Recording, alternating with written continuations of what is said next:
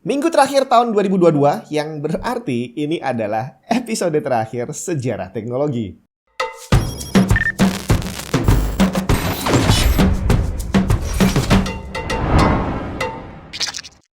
Halo semua, Jun di mana?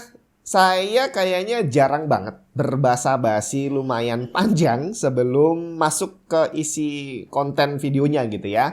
Tapi kayaknya ini adalah episode spesial karena ini adalah episode terakhir dari pembahasan sejarah teknologi yang berarti udah 1 tahun penuh saya ngebahas teknologi setiap minggu yang dimana pembahasannya adalah apa yang terjadi di setiap harinya sepanjang hari di sepanjang tahun 2022 ini. Dan kalau kamu pengen tahu sebenarnya saya sendiri nggak lebih pinter dari kamu kalau tentang masalah sejarah teknologi ini. Yang saya lakukan hanya sedikit melakukan bukan cheat sih. Saya emang hobi baca, jadi yang saya lakukan adalah membaca artikel seminggu lebih cepat dibandingkan kamu. Kalau memang kamu rajin baca juga.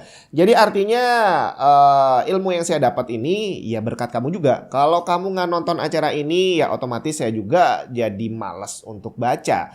Jadi artinya sepanjang tahun 2022 ini kita bareng-bareng menambah ilmu. Dan semoga aja walaupun episode untuk sejarah teknologi ini akan berakhir minggu ini bukan berarti tahun depan kita nggak bisa belajar bersama lagi. Tetap bisa tapi dengan tema yang berbeda. Dan langsung aja Asus Expert Center PN53 Ultra Compact Mini PC powerful dengan Ryzen 6000H series dan AMD Radeon Graphics yang mendukung Quad 4K display dan 8K UHD. Dilengkapi 7 USB port termasuk 2 USB 4 Type-C, onboard dual HDMI ports, DisplayPort 1.4 dan power delivery input lewat USB-C. High-speed networking juga tertanam di sini dengan Wi-Fi 6E dan Bluetooth serta 2,5 Gbps LAN. Multi storage desainnya support up to 2 SSD NVMe Gen 4 dan 1 hard disk drive. Cek deskripsi untuk info lebih lengkap. Nah, ceritanya hari ini tanggal 25 Desember bertepatan dengan hari Natal, di mana hari Natal ini selalu identik dengan suasana damai gitu kan. Tapi ternyata tidak selamanya damai, bre. Pernah kejadian di tanggal 25 Desember tahun 1987. Menyebarlah sebuah virus yang dinamakan Christmas virus. Virus atau lebih tepatnya dia adalah sejenis worm mulai menginfeksi IBM mainframe komputer di seluruh dunia. Virus ini akan menampilkan gambar pohon Natal disertai teks yang muncul di layar komputer korban sekaligus sambil mencari korban baru lewat jaringan. Nama filenya sendiri adalah Christmas Exec karena saat itu sistem IBM hanya mensupport 8 karakter untuk nama sebuah file. Dan kalau menjelang akhir tahun kayak gini, biasanya akan ada banyak orang yang membuat round up, membuat the best of apa yang terbaik di tahun itu, termasuk Time Magazine yang punya sebuah penghargaan yang dinamakan Man of the Year. Dan edisi spesial Man of the Year ini sudah dimulai dari sejak tahun 1927.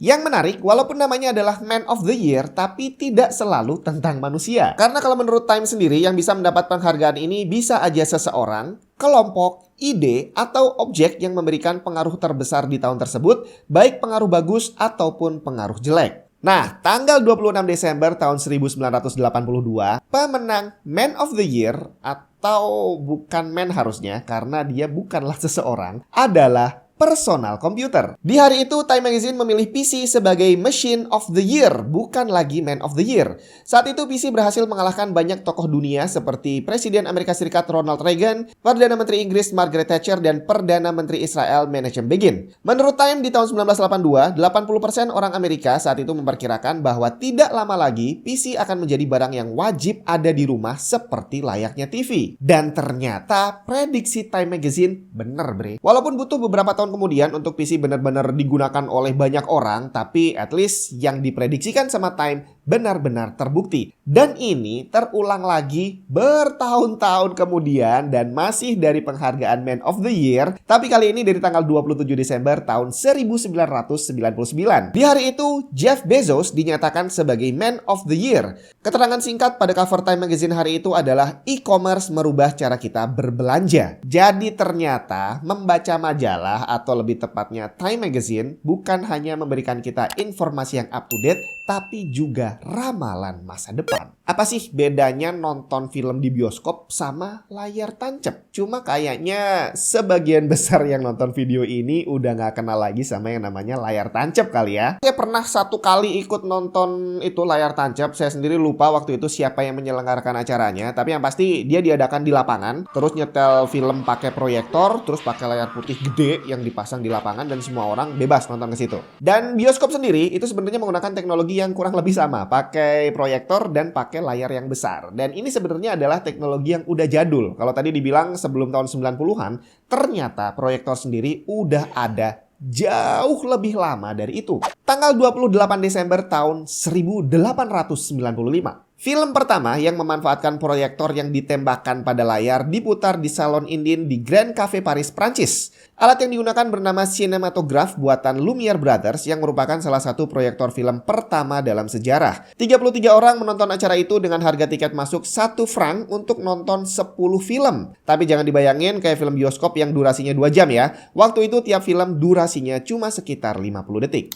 Beberapa minggu lalu atau beberapa hari ya, ini tergantung daerahnya, itu kayaknya sinyal TV analog sudah mulai dihilangkan sama pemerintah dan diganti pakai sinyal TV digital. Ya berarti kita butuh beli alat tambahan yang namanya STB untuk menangkap sinyal digital dan bisa nonton TV di rumah seperti sebelumnya. Mungkin buat yang masih muda dan biasa ngutak-atik gadget, nggak masalah lah ya dengan pergantian teknologi ini. Tapi buat generasi yang lebih tua, itu jadi masalah bre kalau nggak dibantuin sama anaknya. Secara selama puluhan tahun yang dikenal oleh orang tua kita, nonton TV itu ya pakai sinyal UHF. Nggak perlu pakai alat tambahan, cukup punya TV, terus disetel, cari sinyal kayak cari sinyal radio sebenarnya, dan udah langsung bisa nonton TV. Tapi kalau melihat perkembangan TV streaming sekarang dan TV kabel sebelumnya yang sudah berlangsung bertahun-tahun, sepertinya istilah UHF juga sudah lama ditinggalkan dan kayaknya banyak di antara kita yang udah bener-bener nggak pernah denger nama UHF lagi. Nah, biar nggak lupa atau buat yang belum tahu, saya ceritain sedikit nih tentang sinyal UHF. Tanggal 29 Desember tahun 1949,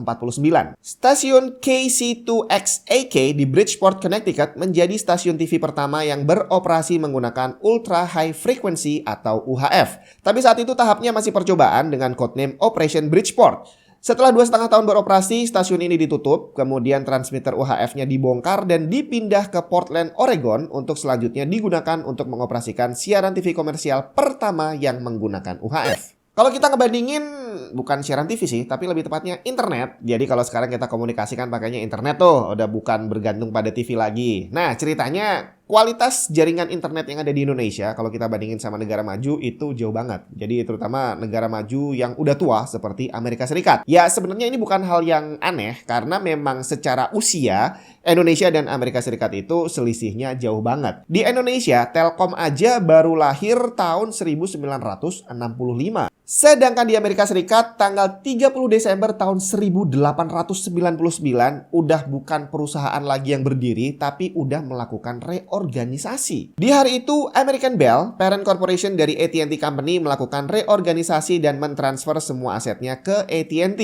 Ceritanya kedua perusahaan tersebut didirikan di negara bagian yang berbeda yang punya aturan hukum berbeda. Dan singkatnya sih mereka pengen ngakalin hukum yang ada saat itu. Dan yang mereka lakukan berhasil. Dan akhirnya AT&T secara legal nih bisa dibilang berhasil memonopoli industri komunikasi di Amerika Serikat. Microsoft mengalami banyak hal yang tercatat dalam sejarah di tanggal 31 Desember. Dimulai dari tanggal 31 Desember tahun 1993. Di hari itu Microsoft merilis Windows 3.11 yang merupakan minor update dari Windows 3.1. Ini adalah versi Windows pertama yang secara penjualan terhitung sukses, melihat Windows 1 dan 2 penjualannya gagal total. Dan Windows 3.11 ini juga menjadi versi Windows paling stabil terakhir sebelum rilisnya Windows 95. Masih di tanggal yang sama, tapi kali ini loncat ke tahun 2008. Waktu itu Microsoft udah punya sebuah gadget audio player yang namanya adalah Zune. Dan ceritanya di tanggal 31 Desember 2008 tadi, ada banyak pengguna Zune yang komplain karena device mereka tiba-tiba nggak mau nyala. Setelah diinvestigasi, ternyata terdapat bug pada sistem internal clock driver saat terjadi pergantian tahun. Dan menurut Microsoft, masalah ini harusnya bisa beres sendiri setelah ganti tanggal ke 1 Januari 2009. Kalau di hari sebelumnya, device-nya dibiarin habis baterainya, kemudian di reset. Tapi walaupun udah ada pengumuman zaman seperti itu, tetap aja nama Zune terlanjur jelek.